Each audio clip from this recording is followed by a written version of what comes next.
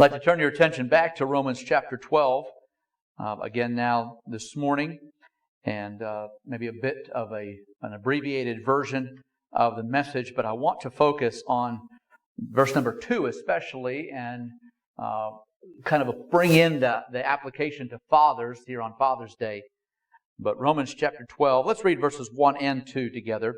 I beseech you therefore, brethren, by the mercy your bodies a living sacrifice, holy, acceptable is your reason.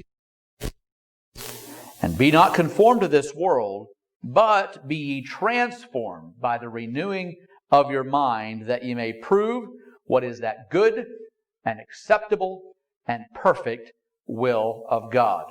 And the little part I want to especially pull out of the verse, we'll look at the whole thing sort of, but I want to kind of pull out the idea here of proving.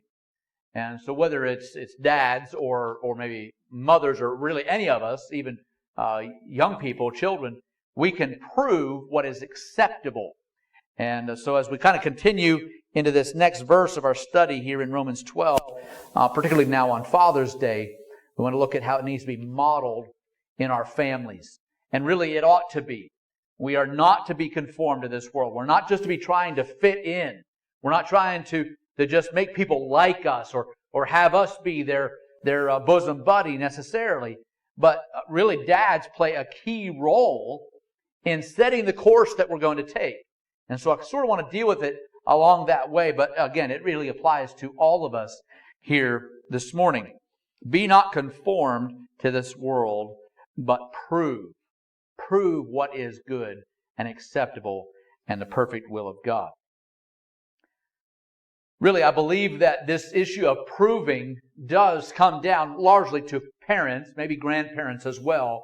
But as our lives just kind of, the years pile up and we start to lay some course in our life. People can begin looking at our lives and they know the direction we're taking. They can sense, they realize what is going on in our lives and whether we're really going to be true.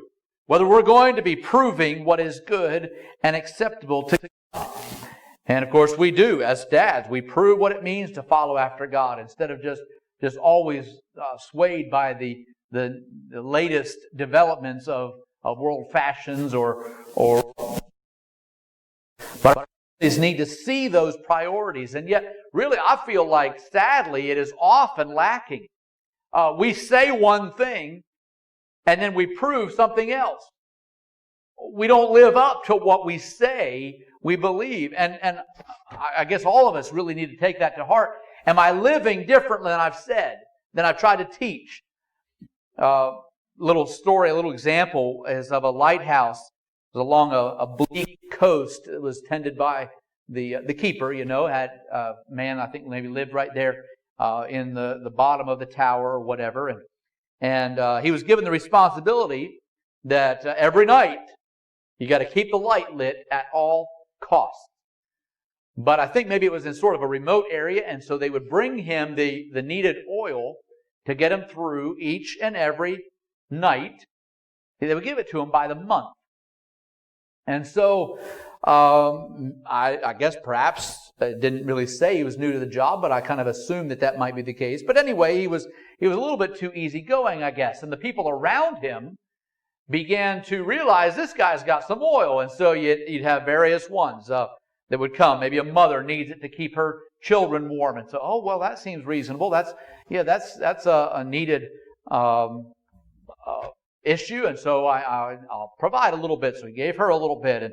And then maybe there's a farmer's son who wants to be able to learn to read or wants to spend some time in increasing his learning by reading. And so he needs a little bit for his lamp. And then a third person needed it for an engine. And so on and on until finally, before the month was out, the supply of oil was gone.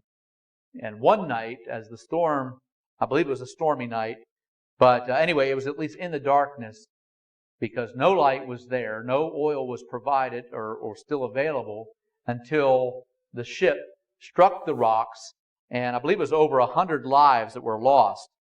As you can imagine, there was an accounting made. The government official comes, and we need to do an investigation, started to check into what was happening, And the farmer, or the keeper, explained the situation, explained how a farmer needed it, the mother needed it, different ones. And this is what the official insisted on at the sort of having heard that and sort of at the close of the interview or whatever.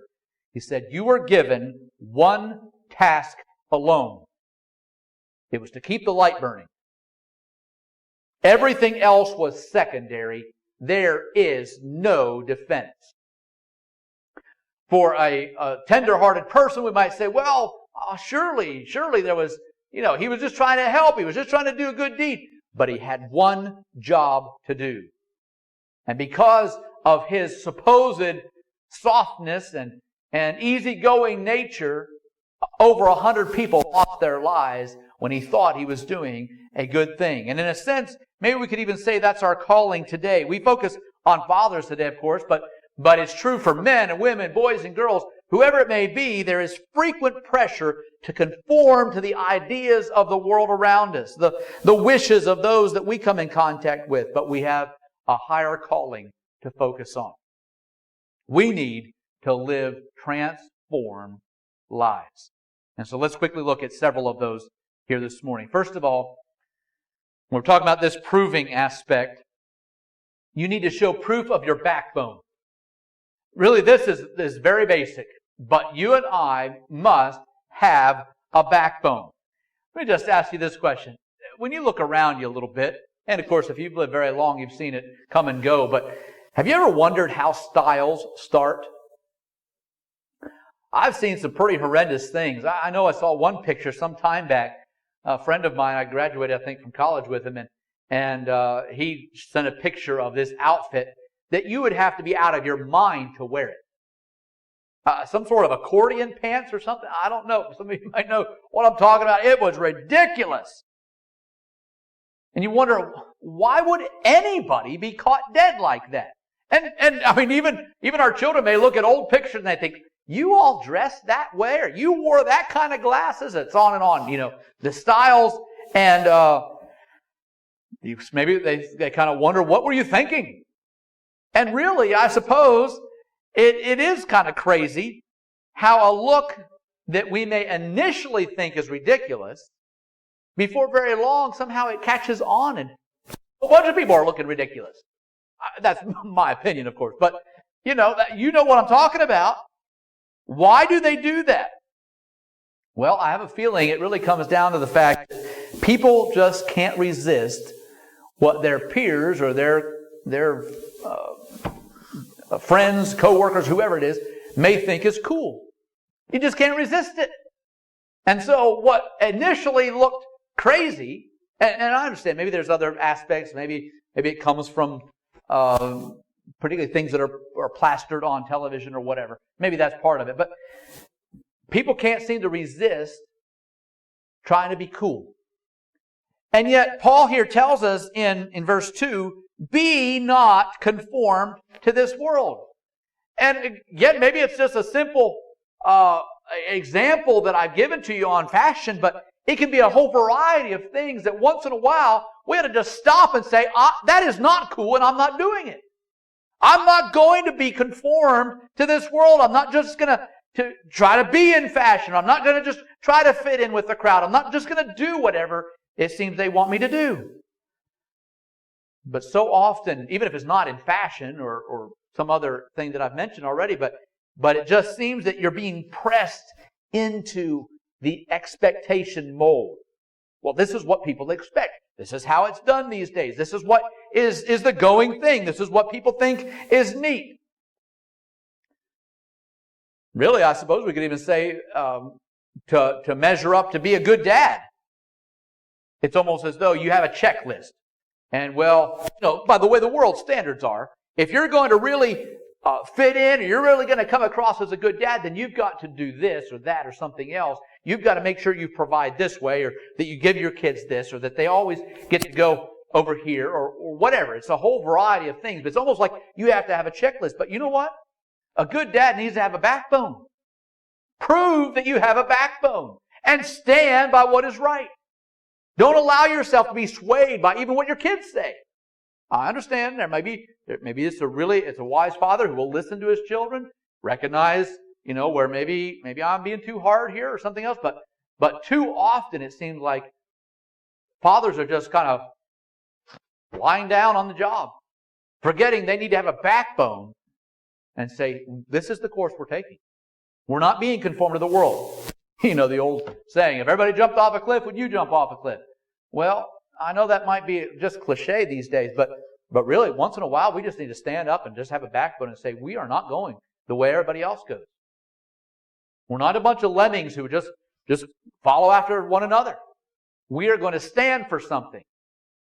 Proof of your backbone. Secondly, proof of your blessing, because he goes a little further and he doesn't just say, be not conformed to this world, but be transformed by the renewing of your mind. And so we sometimes refer to spiritual victory as the blessing. And so that's what I'm referring to today. You need to prove you got something.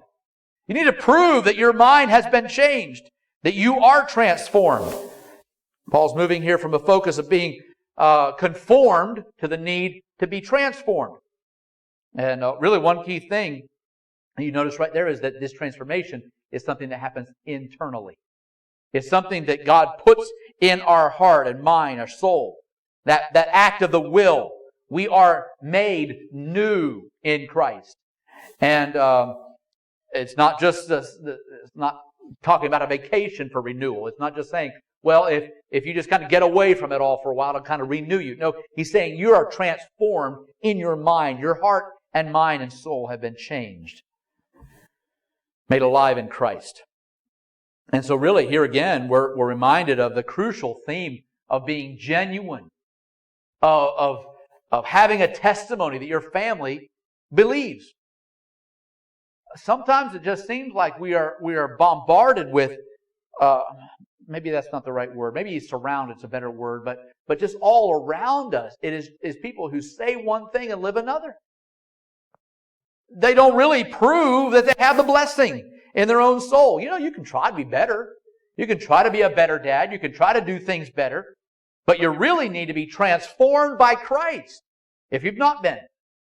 If you know that you're just trying to kind of turn over a new leaf. If you know you're trying to make your life better. You're trying to do things a little better.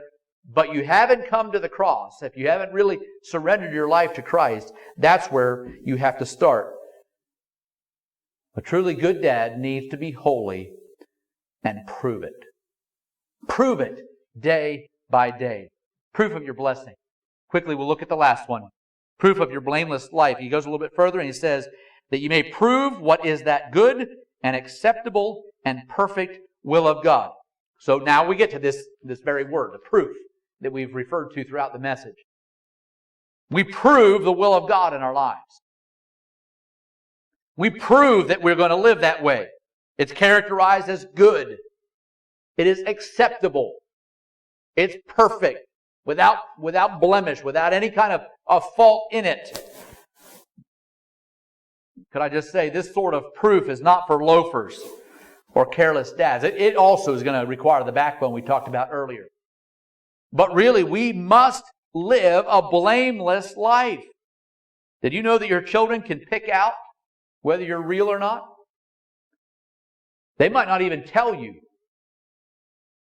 But they probably have an idea of whether you're real or not. Whether you really are, you have the goods. You're really what you say you are. We may sometimes think that our children should just want to walk with God because we've trained them to do so. Well, I can't understand why they're not taking the way. That's the way we sometimes refer to it. In other words, I don't know why they're not really being faithful to God because I trained them to do that. But while some of that might be true, you and I must teach our children the need to follow God and then prove it by our lives.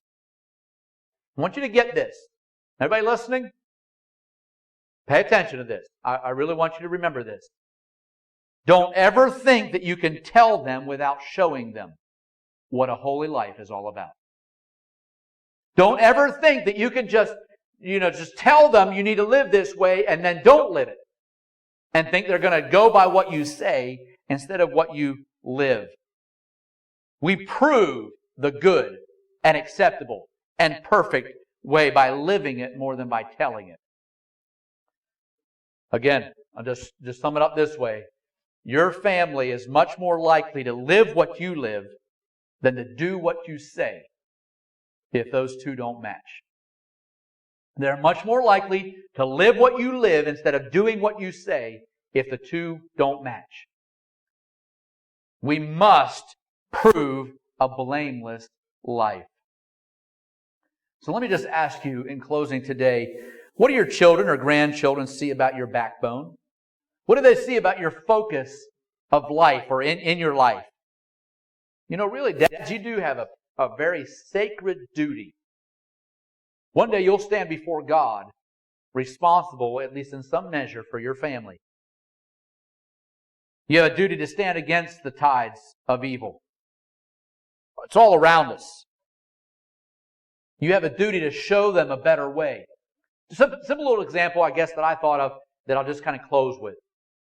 But you know, I was kind of in my mind, I'm thinking about this dad. Maybe he's out in a swift-moving stream. Maybe it's not real deep water. Of course, that could be dangerous anyway. But let's just suppose that he has his children there with him. And the water's really rushing pretty fast. Again, maybe not real deep, maybe not real dangerous, but they're trying to walk upstream. Or at least stand against the current, you know. And you can, maybe in your own mind, this is the way I pictured it.